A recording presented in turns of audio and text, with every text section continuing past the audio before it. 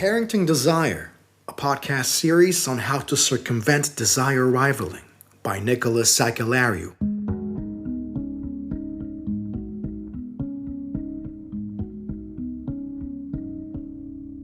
Episode 3. It's time to train. What if desire, previously interpreted sensationally to indicate a passion contradicting an insight, parochially made sense no more? What if sense-making, proximately regarded an instrument bringing physical reference to those in search for insight confirming belief, brought a remark no less? By God, as a result of both remarking an outcome of search and interpreting longing in favor of seeing with one's eyes, comes a sense of having guilt for feeling passionate. Contriving to learn beyond blaming crave for what it dictates, you justify a canon in approaching belief like praise of the senses. I am talking about belief to describe an approach to certainty with reference to indulging whatever desire. In addition, the priority indicated by believing is exactly what desire rivaling will show. No one sound may feel prioritizing where there is someone confusing a desire as directing attention to places where learning is about what one can read. In exaggerating desire intolerance, behavioral moderation lessens impulse personal blaming to whoever attends satisfaction about body seduction. In theory, prioritizing sensational abstinence bypasses enduring confusion. In practice, undoing the temporary esoteric intolerance is setting the perpetual tribute to exchange parochial literature with evidence observing. The time to confidently train in the methodology of Jesus Does Yoga has arrived. Therefore, this third episode of the series, Parenting Desire, will consist of one short story exemplifying the private need one has to see in order to believe in their self-approval, as well as an in-depth presentation of a three-step training movement. The story and the training technique in turn exemplify the semantic marriage of praise and prose of desire that is present through the work discussed in my book and is carried also equally in this 7-episode series. I am, without further ado, beginning with the story as the praise precedes the prose. You need to first undo all that is precluding you from seeing the connection between I want and my desire is affirmed. As you listen to this episode, you will see how, methodologically speaking, storytelling and its meaning are connected. The last episode in the series will feature another parallel story whose characters are familiar to my correspondents who have read my book. To premise that story, I will simply say that to train in the said methodology, you need to be as imaginative as any protagonist has ever been. What is more, found in your developing life story is the explanation that by imaginative, I mean search-oriented, and that your life is the intuitive search of its own main protagonist, still theoretical and opaque. A tale of two praiseworthy siblings, one girl who caringly addressed herself as the seer and her little brother who evidently addressed himself as fearless, is the training ground upon which the method I have defined in Jesus Does Yoga as rolling stone will take place.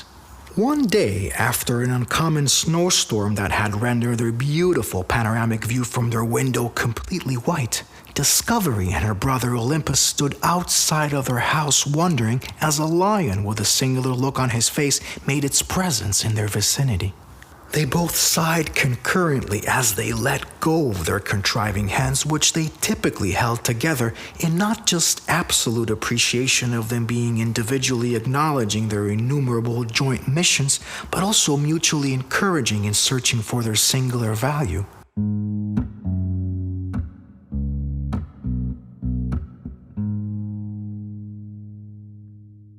The lion, magnificent in view, was a mesmerizing and rare sight in the volcanic area where the two siblings lived, an arid and reef coast island in the Mediterranean. The snowstorm that had been violently accumulating without letting the inhabitants of the island to exit their homes had finally stopped, creating so for Discovery and Olympus a reason to make amends with their prolonging pessimism.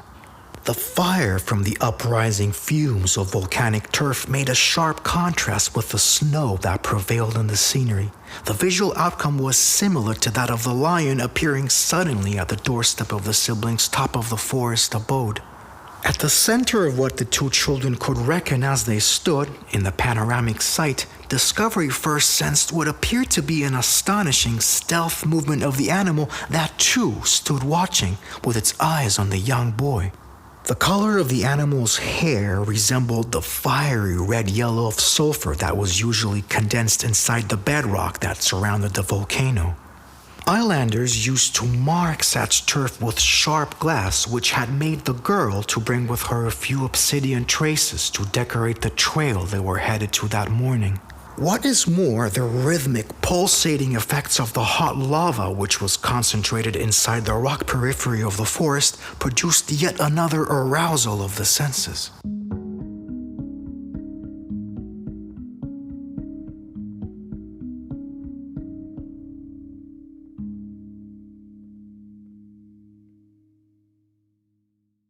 The rising sun from the snow-adorning Mediterranean Sea fitted the transition of the siblings' emotional experience from a darker, blue, melancholic place to a much comforting and riveting landscape. The story I'm about to say has really no place nor time. Although in the year which I imagine it unfolding, everything that is relevant to the local conditions reminds me of adventuring in the time when King Arthur first rests his hand on the sword Excalibur to remove it from the stone it was inserted in, a development that revealed his association with a duty he never imagined he was born to fulfill. Historical or not, the names of this king and his sword run parallel to the story I have already begun in the first episode of Parenting Desire, which actually takes place on every stone, every heart, that is, which confines itself by abstaining from removing what exerts pain on it. In this episode, you are invited to the Mediterranean island where the two siblings, Discovery and Olympus, live.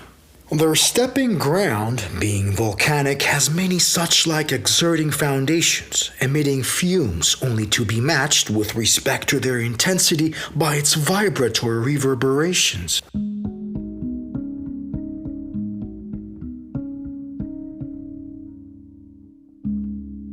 Retrieving one's precious sword, their courage that is the parallel drawn between the Arthurian, primordial tale of self-care and the tale of anyone who lives amongst us feeling such one-body volcano waking up with a deep and excruciating cry in its fire-filled heart crater. In that underneath the skin local context, the adjusting atmosphere of the volcano following a snowstorm had been what made the two siblings feel that they were about to experience something life-changing. To complete the story's background, Discovery and Olympus had just woken up with a sense of anticipation of being removed from the extreme conditions that were felt the previous days on the island. Deep in their heart, they could sense an atonement which was very strong and directly impacted the two siblings. For the first time in her young life, the girl treated the situation in which she found herself with seriousness by actually overriding the kind of seriousness that she had been told to observe by those who, for the entire course of their lives, remained intolerant of her affection towards her fearless brother. Discovery then experienced the arrival of the lion at her door as if she had just woken up from a bad dream where she had to kill her instinct to praise her satisfaction for choosing her sympathy over the travesty of deterring it. Having herself early on removed all that prevented her from sympathizing, no longer did she treat the passion that Olympus exhibited as if it were a fault.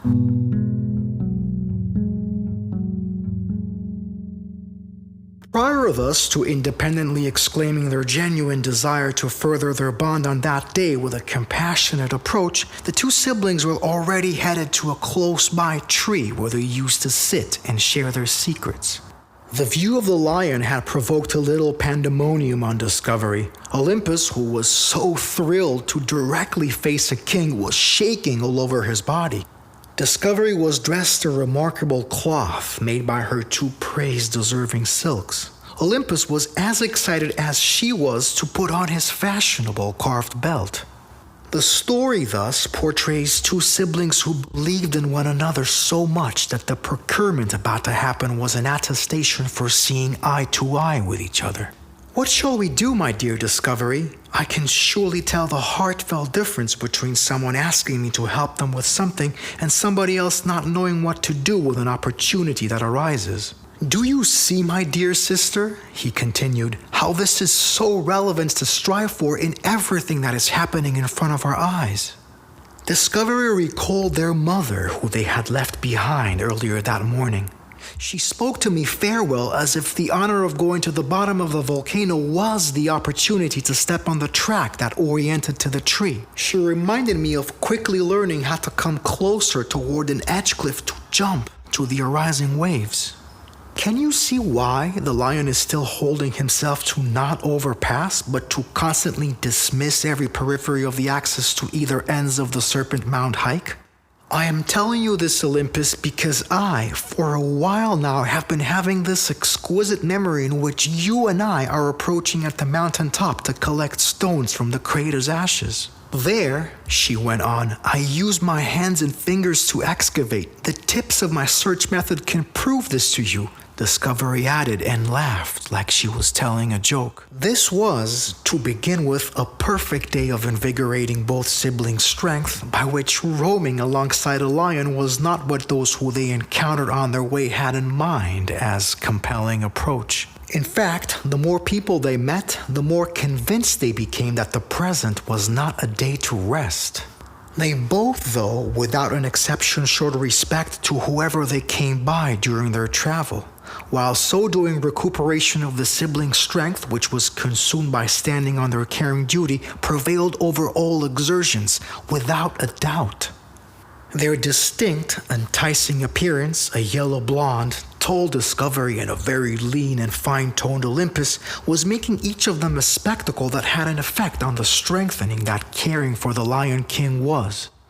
All that Discovery and Olympus had tolerated as they were actively putting their show together, far from the prison that many create for themselves, was yet another opportunity arising.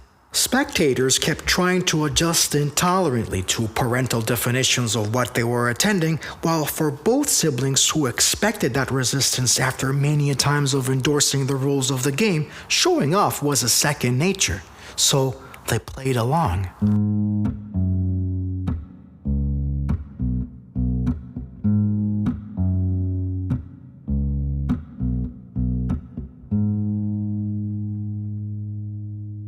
In addition to promenading alongside the Lion King for hours, the two children were tutoring each other in their own specialty, and as a result, time did condense until the afternoon sun had been at the top of the horizon, thus pleasantly surprising Discovery and Olympus. His sister was busy caressing the animal, and in spite of Olympus's acrobatics, the lion stood still, harnessing all that attention it was being given to. Her brother's face turned a bit rosy after being in the sunlight all this time, giving Discovery specifically the impression he deduced she tried to cater to people more than she did for the lion. It so happened that somebody was looking at her, commenting on her breathtaking looks, therefore she exclaimed, "I did not do this." Olympus looked back at the lion, who was now more on his own, laughed at his sister's reaction, and affectionately turned with admiration towards her. "I am glad I took my torch with me, as well as the stones that Mother gave us as fire sparkers proximate to discerning His Majesty was appointing his calling. I am not going to abandon a single king searching for us." Olympus was now speaking loud enough to be heard by anyone present. "You know my duty, and I watch your perusing stop." Discovery, he thus looked her in the eyes, living in the time when these two things align is our secret.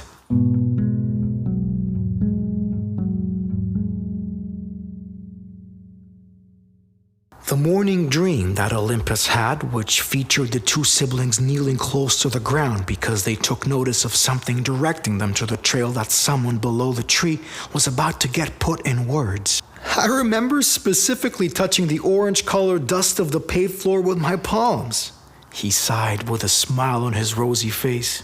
"Surely the reason I'm having my chronicle spelled out that way serves a purpose. By describing our view from this trail, more people can retreat at the outskirts of the tree.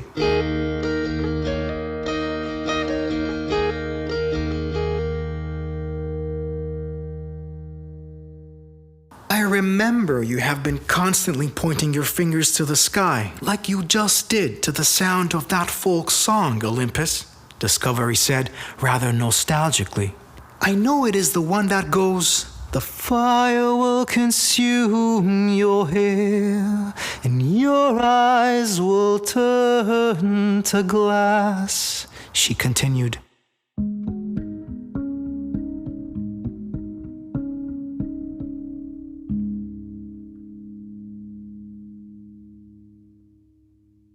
Did you not proceed that to every time you did either your writing or your contortions? Of course it is, her little brother replied with excitement. I will never forget, the boy then said with tears in his eyes, something you told me on our way to meet with a missionary who was selling papyrus at the port. The book awaits you. Those were the exact words you directed to me. It was not, my beautiful sister, until that very night that I became aware of what you meant. When I sat anew to scribe, there was a moment when reading my previous sentence foretold the time for scribing the next one.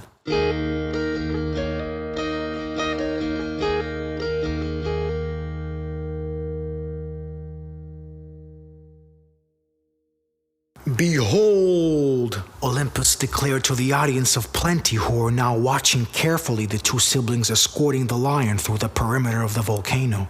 Beholding myself reads like appearing in front of numerous and scattered memories, sentencing the priorities, he uttered. One's lost crave, all but indulged, misconstrues timing horizontally, whereas indulging it proves arriving at wherever you are to remember it like prose of that moment. Can you see, Discovery? My life is written as an arrived papyrus. Suddenly, one of the stones in Olympus's pocket turned blue. Then a hazy, impeccable suggestion of yellow circumscribed it. What if we put it first in a sequence that would lead our friends to the tree? Discovery was laying already a few obsidian marks on the sulfuric floor in order to direct her bystanders. It was not until she let go of the Lion King that all the pebbles in their vicinity turned from white to blue, only to turn again from blue to red, and vice versa. And thus concludes the caretaking story of her who sees, Discovery, and him who fears not, Olympus, the two siblings that, in their efforts to search for the Lion King's lair, touched the earth with their bare hands and saw 3 colored pebbles amassed by their fingertips. What follows is the description of the consecutive steps, 3 in total, which lead to convincing the trainee that their pain-exerting body and their concomitant experience of caring for themselves is a matter of understanding to see as a pending expression of who they are. What needs to be said in advance to the listener who is self-assured for practicing the rolling stone, a name embodying movement that is circular, is to not abandon their effort until some memory of sentimental value proves that technique right. A memory, another way of silently praising your favorite renderings in life, was all that Olympus had on his mind when he wanted to help the Lion King in finding his roaming track. Discovery too exchanged her inaugurating suspense for a look of inspection which turned her back in the same memory lane that defined, in her own personal recollection, the state that she had been the most proud of herself in a while. One by one, the sequencing steps of the rolling stone are included in the opening part of my book that literally, but also metaphorically, asks the reader to stand up. Elevating one's self-esteem begins by standing on one's ground, which is the assumption I have made since I started describing my approach on doing what you want in principle, as long as it pleases your automatic measurement of self-care on aspects essential. I assume you care once your personal desire is cared for.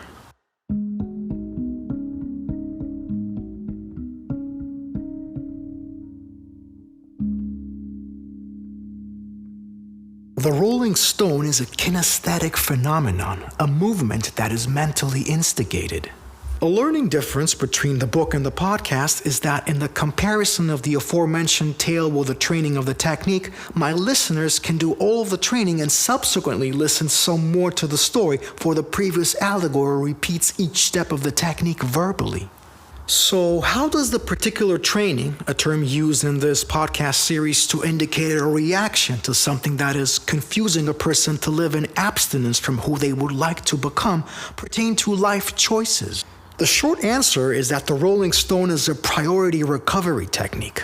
The not-so-short answer attests to matching the memory touch base with belief, and as such, its practice encourages believing in oneself.